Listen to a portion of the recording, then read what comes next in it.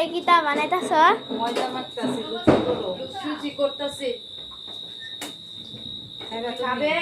হ্যাঁ। কি তা করতাছ? জন্য লুচি রেডি। আর কি নারকেলের নাড়ু, আর কি বানিয়েছো? সুজি। এখানে কি খৈরুকরা? জামা কি তা করতাছ? পূজার আয়োজন নে করতাছ? পূজা রেডি করতেছি, ঠাকুর আই করবো না, এলাকা তাড়াতাড়ি করতেছি। 8টা 8:30টার সময় তাই পড়বো।